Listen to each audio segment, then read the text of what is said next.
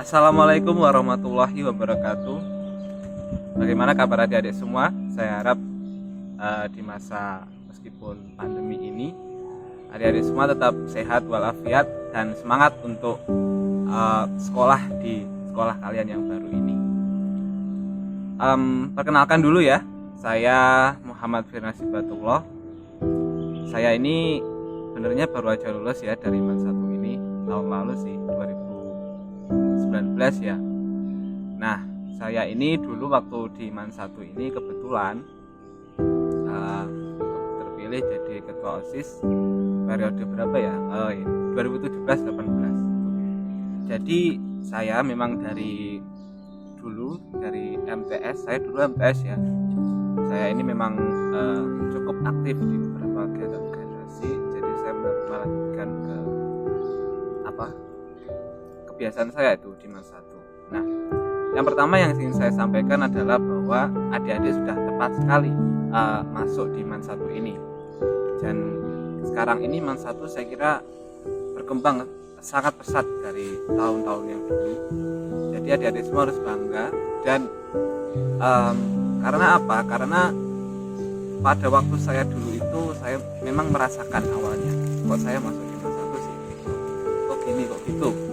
Tapi ketika saya sudah masuk ke dalamnya, maka atmosfer yang dirasakan itu sangat berbeda. Jadi adik-adik nanti bisa rasakan sendiri, dimana kita di sini benar-benar digembleng, tidak hanya sekolah, tapi kita juga dilatih banyak hal terkait organisasi, kemudian keterampilan-keterampilan adik yang lain. Itu juga penting untuk kita ke depannya. Nah, kemudian pada awalnya ya, saya masuk di sini memang fokus di OSIS gitu. Dan alhamdulillah terpilih jadi ketua pada tahun 2018. Dan pada saat kelulusan, alhamdulillahnya saya juga masuk salah satu ya bisa dibilang siswa yang cukup baik lah. Nanti teman-teman bisa tanya ke kakak-kakak pendamping gitu ya. Nah, tapi sebelumnya saya kira saya perlu kenal lebih dalam lagi. Jadi saya ini tinggalnya di Wates ya, Wates. Kalau ada yang tahu Wates itu gimana ya? Itu daerah Etanan. Ini semuanya dari Kediri kan ya, pasti bisa lah. Jadi saya ngomongnya campur-campur. Nah, jadi memang agak jauh ya, tapi ya saya memang mencoba gimana, maksudnya sekolah di kota kayak apa sih. Nah, terus saya ini sekarang saya kuliah dan juga banyak pekerjaan sampingan yang saya lakukan. Jadi saya sekarang jadi ini ya, banyak bisnis ya. Saya mulai merintis bisnis di beberapa bidang, ada pertanian juga, kemudian ada desain juga ada. Kemudian untuk yang saya juga sekarang juga merintis jadi penulis lepas ya, penulis ya banyak lah, ada nulis puisi, terus nulis cerpen, opini-opini, tapi enggak ini ya, kebanyakan sih memang puisinya puisi-puisi tentang bucin ya. Ya enggak apa-apa lah, namanya juga anak muda. Tapi kalau kenapa gitu ya, kenapa kok saya banyak cari kesibukan gitu ya, karena saya nggak ingin diam aja. Pada akhirnya kita itu anak muda. Kalau anak muda itu karena masih punya banyak waktu, banyak tenaga, kita harus manfaatkan itu biar kita nggak terjerumus ke hal-hal yang negatif gitu. Jadi apapun yang bisa kalian semua lakukan aja. Selama itu memang kecenderungan sampean, bakat sampean di sana, maka lakukan, terjuni sampai semua jadi ahli gitu. Memang awal-awalnya akan sulit, tapi nanti ke depan ketika nanti sampean sudah, kan ada peribahasa itu terbentur, baru terbenturnya itu 3 kali, baru nanti sampean terbentur. Jadi jangan menyerah di awal-awal, jangan menyerah. Kalau emang merasa nggak cocok, berarti ada hal lain yang mungkin lebih cocok, dan carilah itu. Banyak cara nanti. Nah, itu. Kemudian saya masih muda ya kayaknya. Saya kelahiran tahun 2000, berarti saya umurnya 19 ke 20 lah gitu. Dan saya akan meninggalkan masa-masa umur belasan tahun saya. Jadi ya banyak yang harus dipersiapkan gitu. Dan untuk adik-adik semua saya kira umurnya berapa ya ini rata-rata? Berapa ya? 4 ya? 16-an ya? 16 ya. Saya juga dulu masuk 19. Nah, nanti adik-adik saya pesannya saja bahwa MAN 1 ini adalah salah satu batu loncatan sampean untuk menuju kesuksesan sampean di masa depan gitu. Jadi jangan pernah ada kata menyesal, pernah kata gak suka masuk sini dan seterusnya itu. Kalau sudah memilih maka lakukan yang terbaik untuk menjalani itu semua. Dan kalau nanti adik-adik semua menghadapi kesulitan, maka cari apa yang menjadi masalah itu. Tanya ke kakak-kakaknya, tanya ke teman-temannya yang atau ke guru-gurunya. Pokoknya semua di sini pasti membantu sampean. Kalau nggak bantu ya udah berarti nasib gitu. Ya enggak lah. Nanti saya akan kasihkan apa ya kontak saya atau nanti kita bisa sharing-sharing lebih lanjut kalau mau.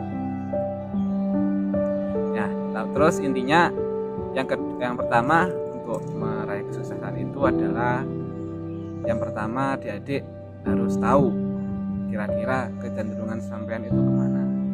Jadi bakatnya sampean itu apa. Nanti kalau udah tahu bakatnya itu, nanti kita bisa fokus gitu untuk mengasahnya. Jadi temukan dengan cara apa? Caranya banyak-banyaklah apa ya? Tanya kira-kira ke teman-temannya. Kira-kira saya ini kalau di kelas kayak gimana sih? Kira-kira kalau saya apa di luar tuh kayak gimana? Nanti dari sana kita bisa tahu. Kemudian tanya ke gurunya, cari pencerahan kayak gitu ya. Guru-guru yang kalian percayai. Kemudian tanya ke orang tuanya juga jangan lupa. Tanya ke orang tua. Kemudian jadi banyak-banyak riset ya, menggali diri sendiri.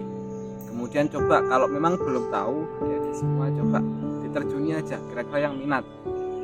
Entah karena alasan apapun ya, diterjuni saja. Misalnya niatnya ingin menjadi seorang pramuka, kemudian PMR atau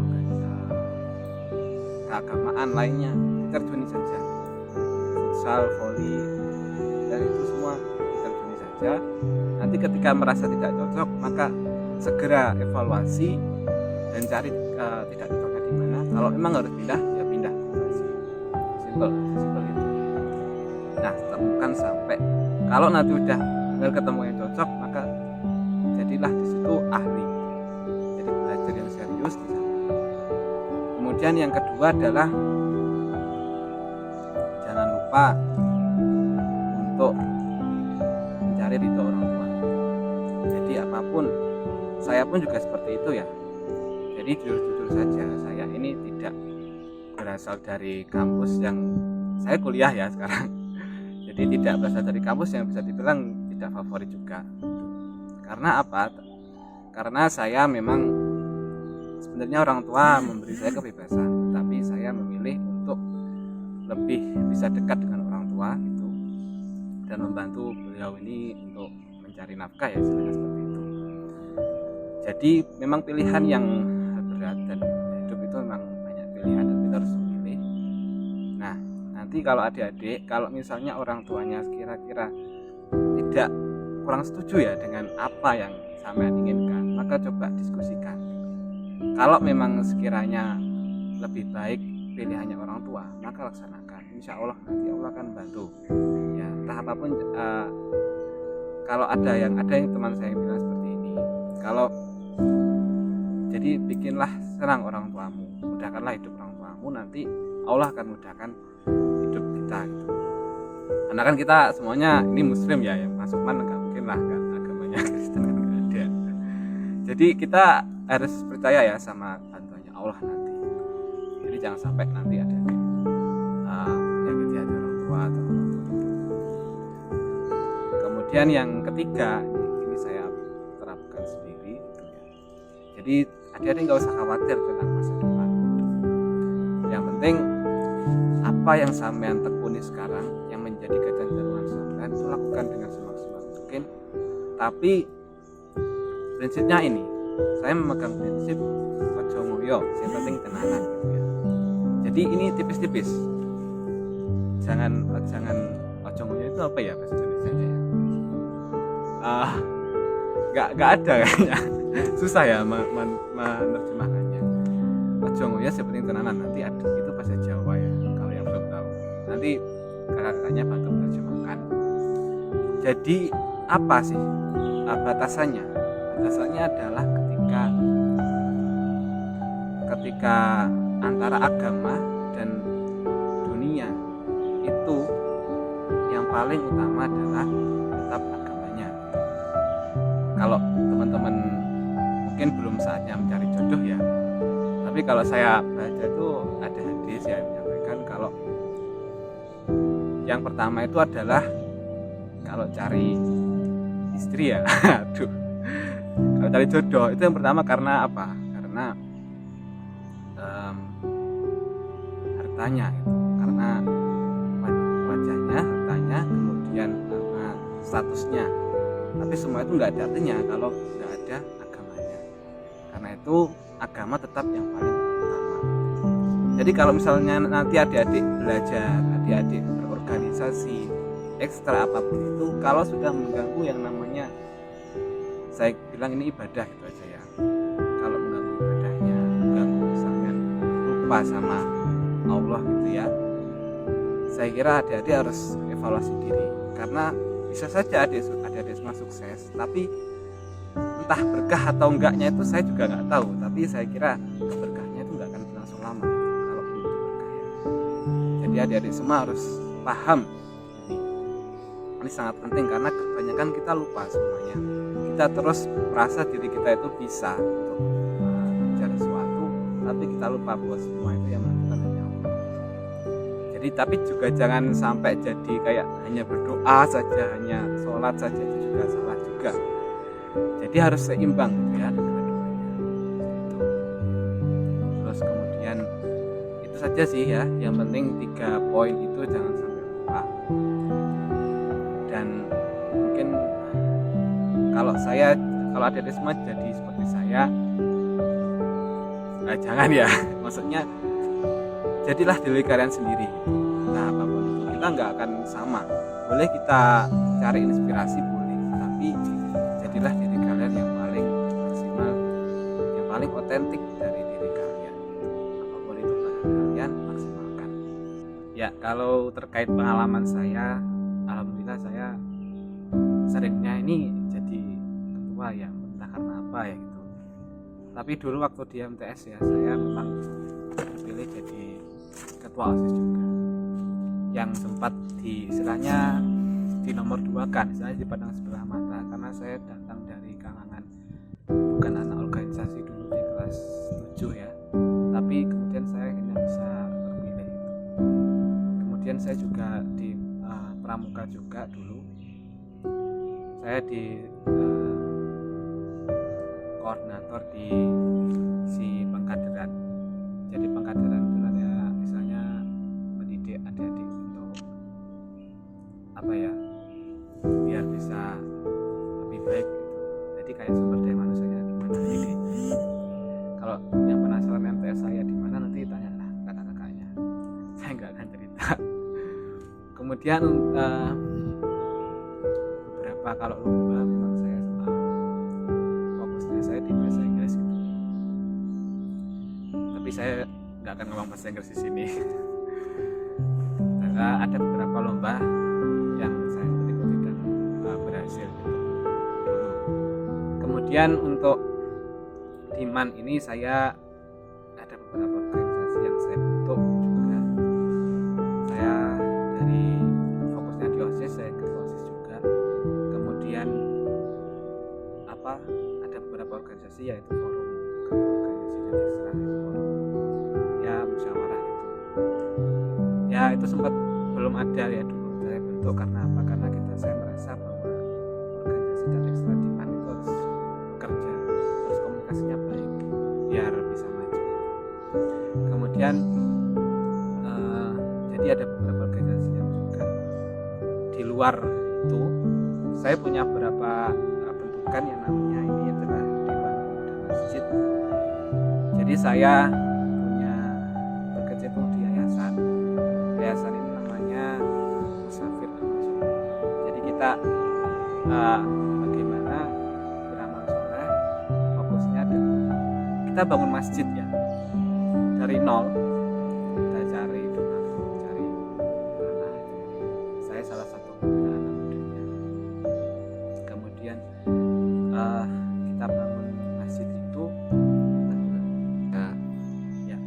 Jadi kita mulai itu bangun, kemudian sudah berjalan, akhirnya kita sebagai sarana dakwah kita bikin forum Dewan Pemuda untuk mengajak anak-anak muda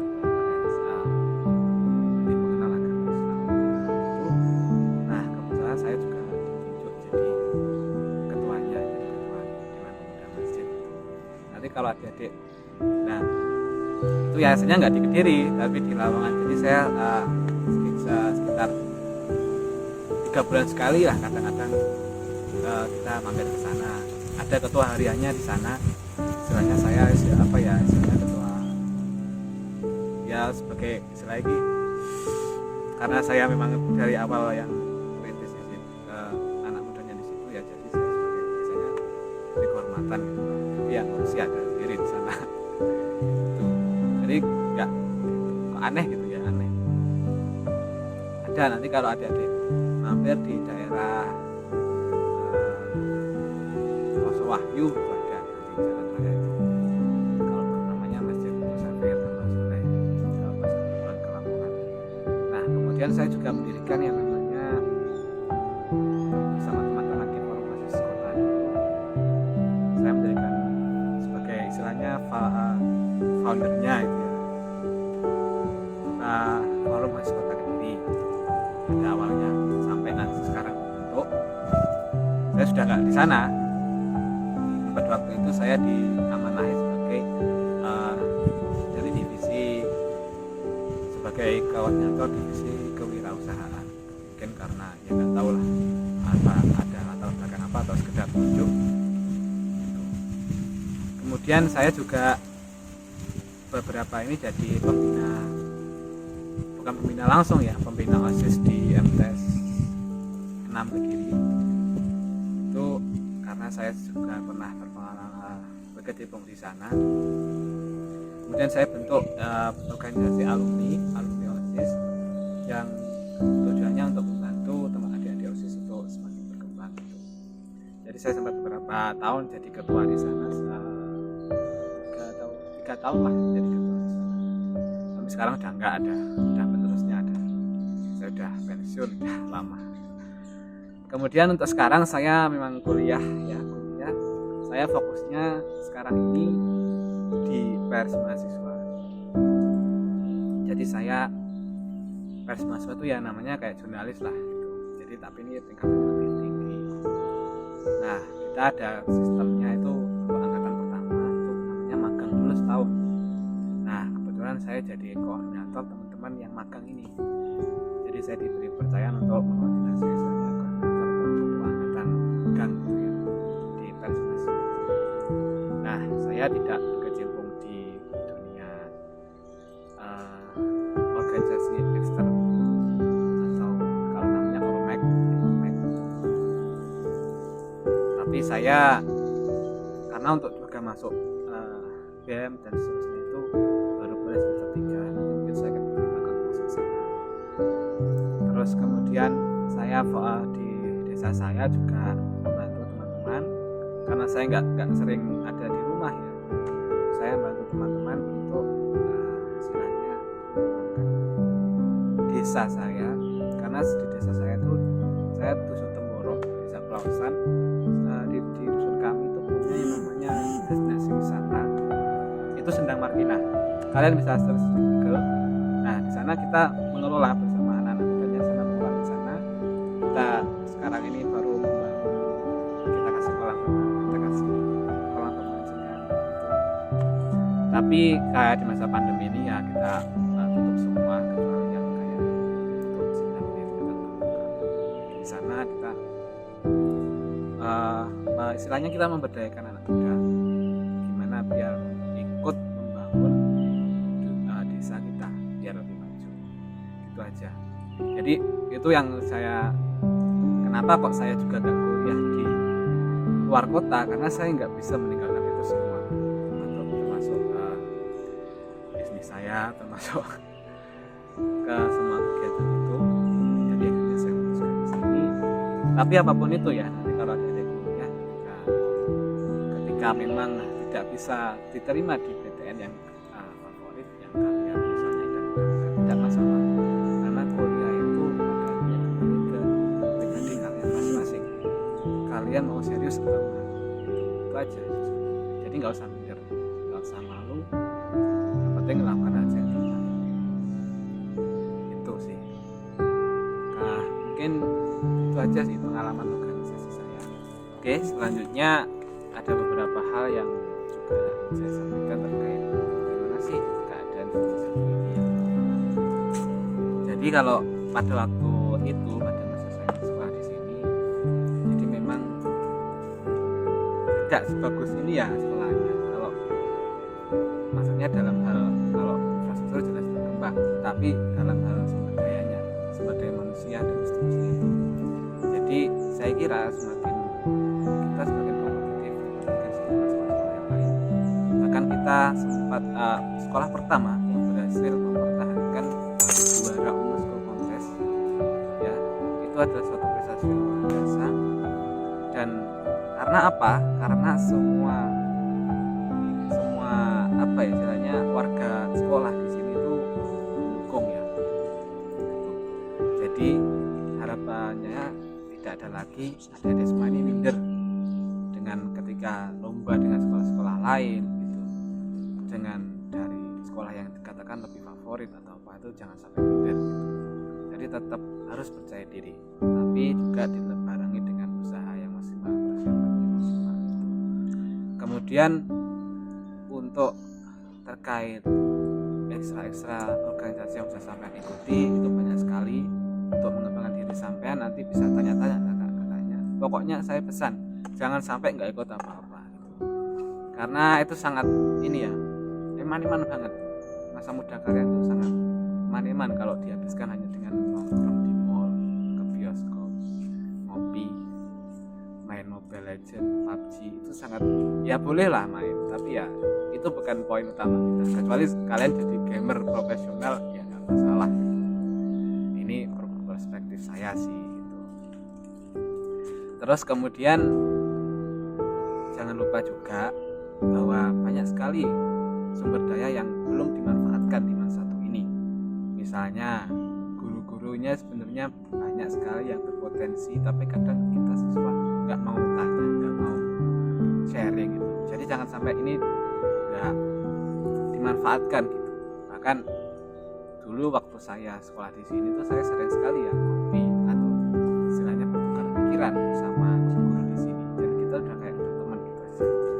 Tapi harus tetap kalian hormati ya. Gitu. Jadi jangan sungkan-sungkan. Apalagi sama kakak-kakaknya.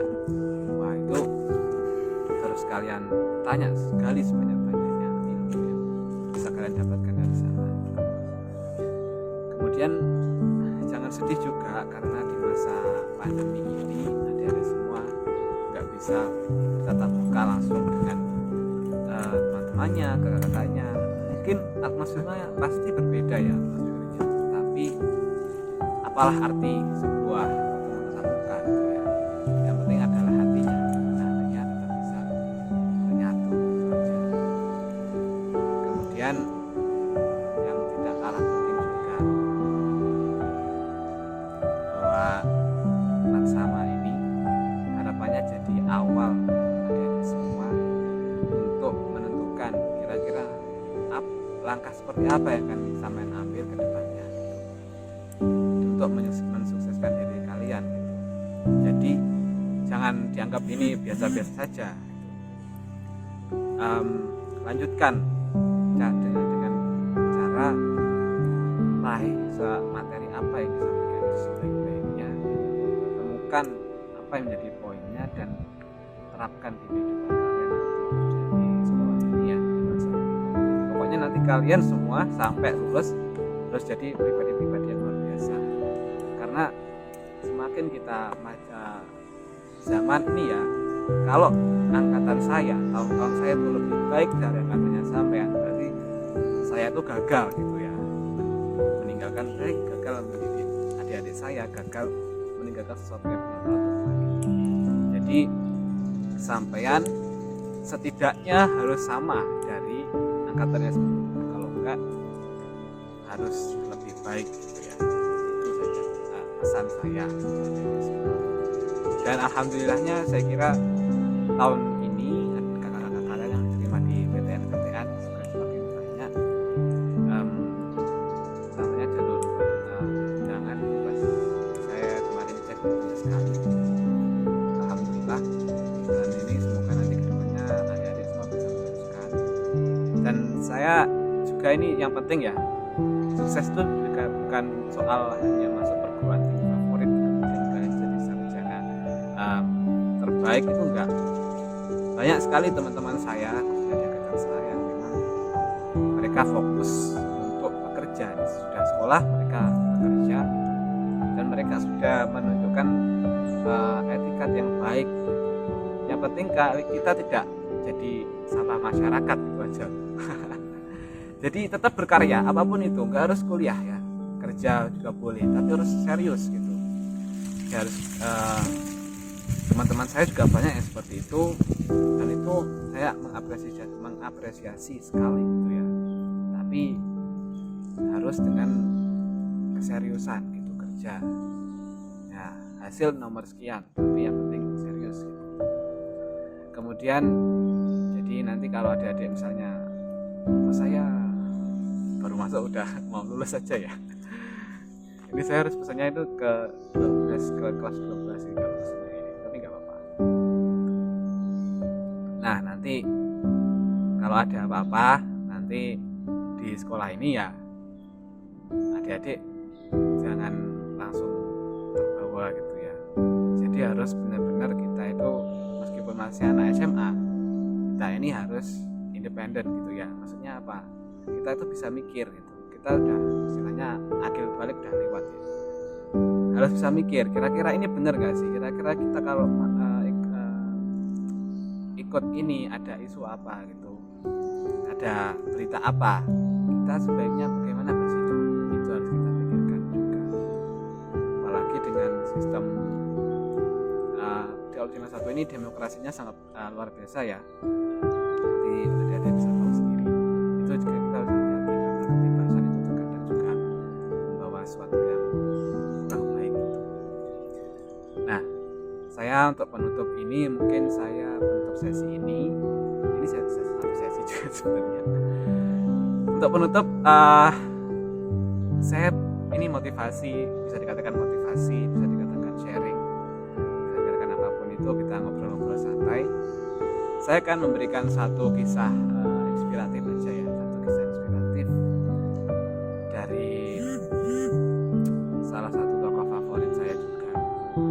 Ini adalah seorang anak muda yang sudah diramalkan oleh baginda Nabi Muhammad untuk merebut kembali Konstantinopel ya. Konstantinopel ini tahu ya, ini ibu kota Turki sekarang. Kalau dulu namanya Kaisaran Ottoman. Nah, beliau ini adalah namanya Sultan Muhammad Al-Fatih, atau kalau nama Turkinya itu Mehmet Al-Fatih, Mehmet II gitu ya. Nah, beliau ini diangkat menjadi raja waktu itu pada umur 12 atau 13 tahun. Karena ayahnya ini merasa tidak sanggup ya untuk memimpin kerajaan gitu pada waktu itu. Jadi akhirnya ayahnya ini menyendiri gitu, kan, atau istilahnya kan kalau orang Jawa itu betapa ya. Terus kemudian dia diangkat jadi raja pada umur 12-13 tahun. Bayangkan 12-13 tahun itu kira-kira kita mau berapa ya, kayak mungkin kelas 5 atau kelas 6 SD itu jadi raja. Kemudian dia katakan ke ayahnya, kalau ayah kembali ke kerajaan sebagai ayah, maka saya akan mendatangi ayah dan menyuruh ayah untuk kembali menjadi raja sebagai raja. Jadi dia minta ke ayahnya sebagai anak, ayolah ya kembali ke kerajaan. Tapi kalau ayah nggak mau sebagai raja, saya memerintahkan ayah kembali ke kerajaan. Akhirnya dia kembali ke kerajaan ayahnya. Dan itu dilakukan oleh anak 13 tahun. Bayangkan pemikirannya sudah sampai ke sana. Kemudian pada umur 21 tahun ya, beliau ini kemudian resmi jadi raja karena ayahnya lengser itu. Secara resmi lengser karena dia juga sudah mampu. Dia ini melihat ya bahwa Nabi Muhammad ini meramalkan, istilahnya bukan meramalkan ya, istilahnya bersabda itu.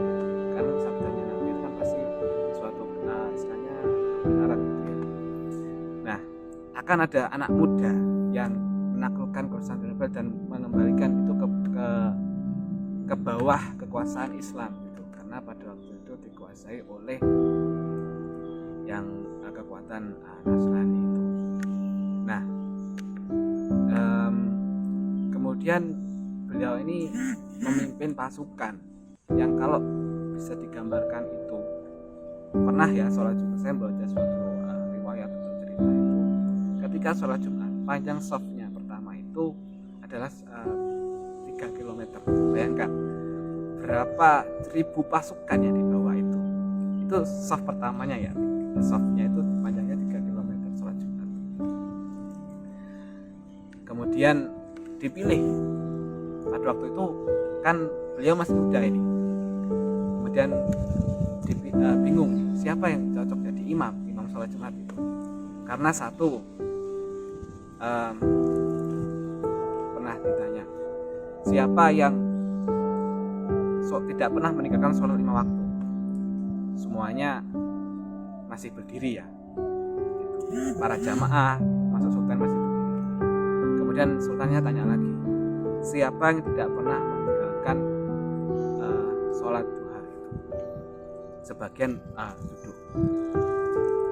Kemudian siapa yang tidak pernah meninggalkan qiyamul lail? Qiyamul lail itu istilahnya bangun malam sholat tahajud.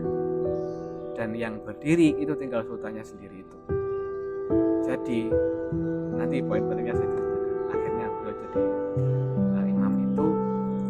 Kemudian dia ini sempat menyerang Konstantinopel ini selama berbulan-bulan, gagal. Kemudian dia sempat stres juga. Beliau ini sempat stres juga karena ya namanya anak muda. Bayangkan 21 tahun itu saya kurang 1 tahun lagi ini saya sudah jadi raja. Kemudian saya memimpin negara besar, pasukan besar untuk menyerang suatu negara. Bayangkan apakah saya nggak stres gitu ya. Nah itu dia juga sempat galau, juga sempat ya anak muda biasa. Tapi kemudian dia mengingat leluhurnya, mengingat kejayaan leluhurnya, mengingat bahwa Allah itu bisa, apapun itu bisa asalkan kita percaya pada Allah. Akhirnya beliau ini istilahnya apa ya, merefresh kembali kekuatannya, kepercayaannya itu, dan kembali menyerang itu dengan beberapa strategi. Akhirnya beliau berhasil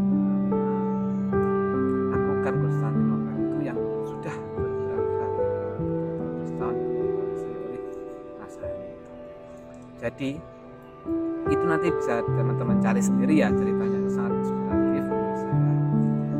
Poin pentingnya adalah satu, sebagai anak muda kita harus tahu bahwa kita ini muda. Karena kita muda, kita punya banyak waktu, kita punya banyak tenaga untuk berkreasi, karya apapun. Kemudian yang kedua adalah kita juga harus tidak kalah pentingnya adalah hubungan kita ke Allah. Karena tadi Sultan ini tidak pernah meninggalkan sholat malamnya, itulah yang penting. Jadi sehebat apapun Anda, sehebat apapun kalian, sepinter apapun, kalau kalian lupa sama yang namanya sholat, nggak pernah sholat, kemudian ya biasa gitu, nggak ngaji apa itu, saya kira salah. kebahagiaan kalian nggak akan sempurna. Jadi yang pertama adalah bekerja keras dan juga berdoa, beribadah itu juga harus serius, harus rutin, harus jangan asal-asalan, jangan setengah-setengah. Dan kembali ke prinsip saya yang saya berikan adalah jangan ngoyo ya. Selama nanti kalian urusan dunia kita itu tidak urusan akhirat, maka kita bisa melakukannya. Kalau mengganggu, maka alangkah baiknya dikurangi gitu, supaya akhirat kita tidak terganggu. Karena kalau kita sebagai muslim, kita yakin ada kehidupan setelah mati, maka kita harus persiapkan itu ya. Itu aja. Jadi kita harus sadar sebagai anak muda, jangan sampai kita leha-leha, males-malesan, tidak berkarya apapun gitu. Karena itu bahkan bangsa kita Indonesia ini dari dulu tuh sejarah anak mudanya itu yang mengangkat peradaban Indonesia itu ya anak muda. Bayangkan ketika peristiwa Rengas Dengklok tidak terjadi, peristiwa Rengas Dengklok ketika golongan muda menculik golongan tua untuk segera memproklamasikan kemerdekaan, apakah akan terjadi kemerdekaan? Saya kira mungkin terjadi, tapi akan lebih lama gitu. Kemudian ketika mahasiswa pada tahun 98 melengsarkan rezim Soeharto, maaf ya saya menyebut merek, tapi apakah Indonesia akan sebaik sekarang?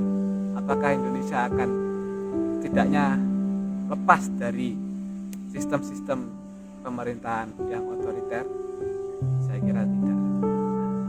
Sekarang tugas kita adalah untuk menjadi the next pemuda-pemuda yang bisa diharapkan oleh bangsa Indonesia. Kita ini juga yang penting ya. Saya selalu katakan lebih baik kita menyalakan lilin kecil untuk menerangi daripada mengutuk kegelapan. Jadi lakukanlah hal-hal kecil dengan cara yang besar daripada kita terus menyalahkan keadaan, menyalahkan keluarga. Kok saya lahir di keluarga miskin, kok saya lahir di keluarga yang nggak peduli.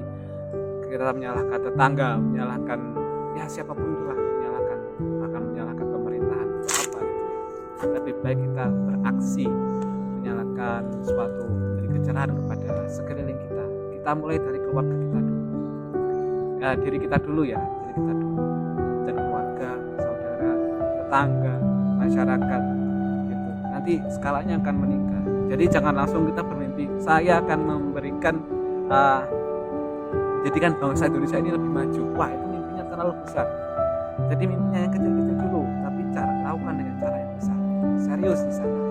Maka kalian akan perlahan akan dibimbing Allah gitu, untuk menuju ke kesuksesan yang besar, untuk bisa merubah Indonesia kalau nanti diperkenankan. Tapi jangan muluk-muluk ke sana. Saya kira pikiran kita nggak akan mampu juga.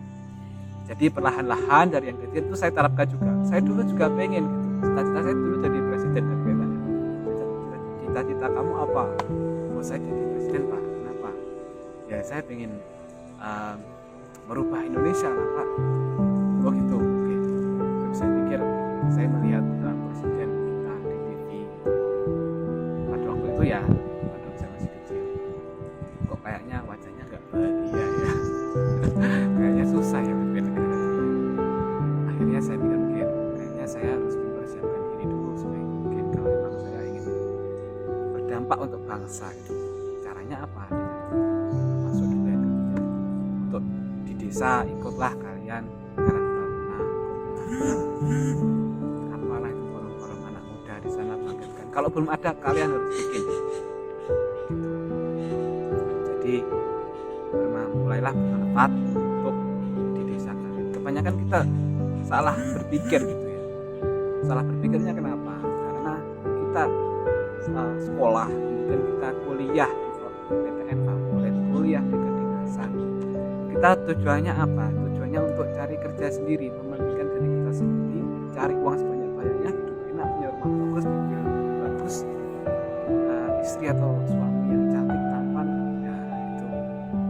Tapi apa gitu? Maksudnya feelingnya apa gitu? Maksudnya nggak ada kebahagiaannya nanti ketika saya mungkin karena saya belum punya mobil bagus juga sih ya. Tapi saya kira banyak orang berkata seperti itu. Jadi kebahagiaan yang paling utama adalah ketika kita bisa bermanfaat bagi orang lain, membahagiakan orang lain. Jadi adik-adik semua jangan, kalau sekolah itu jangan mikirkan bermanfaat untuk diri sendiri gitu ya. Jangan hanya cari kayanya sendiri gitu. Kalau teman-temannya belum pintar ya ayo belajar, tapi kalau ulangan jangan tapi saya kira itu udah rahasia umum lah ya, saya nggak perlu ngomong ya. Itu pentingnya kita kalau sukses, kita harus sukses bareng semua, apalagi kita ini Man 1 ini keluarga. Jadi nanti kebetulan ini saya juga sedang merintis ya ikatan alumni bersama teman-teman yang lain, kakak-kakak kalian, alumni Mansa. Kita sedang merintis untuk meresmikan ikatan alumni supaya nanti kita keluarga bisa erat, adik-adik semua bisa kita bantu untuk mencapai kesuksesan masing-masing. Jadi kita peduli sebagai kakak adik ya, kita sebagai keluarga, itu aja. Dan harapannya sampean semua nanti akan betah di Man 1. Saya harus betah ya, nggak ada alasan untuk nggak betah, dan harus semangat belajar, semangat berkegiatan apapun itu, dan jangan lupa tetap rendah hati ketika nanti kalian sudah berhasil, rendah hati. Ingat siapa saja yang sudah membuat kalian sukses. Berdoa, belajar, dan berusaha sebaik mungkin ya. Ingat itu pesan saya. Terima kasih atas waktunya. Semoga kalian, mohon maaf kalau itu terlalu lama ya, apapun itu yang saya sampaikan, harapannya semoga bisa bermanfaat untuk adik-adik semua sebagai bekal untuk melangkah nanti ke depan di Man 1 ini. Dan terakhir saya sampaikan semangat buat adik-adik semua, jangan lupa untuk terus berkarya sebagai anak muda. Terima kasih. Wassalamualaikum warahmatullahi wabarakatuh. Siapa nama kakak? Nama saya Muhammad Akbar Adeni Nugroho, dipanggilnya Aden. Jurusan kakak ketika di Man 1 apa? Jurusan IPS. Kakak lulusan angkatan berapa? Angkatan 2000 berapa ya? 18. Setelah lulus dari Man 1 melanjutkan kemana? Kuliah di Universitas Ciputra Surabaya. Ambil jurusan apa? DKV, Desain Komunikasi Visual. Kenapa kakak memilih jurusan tersebut?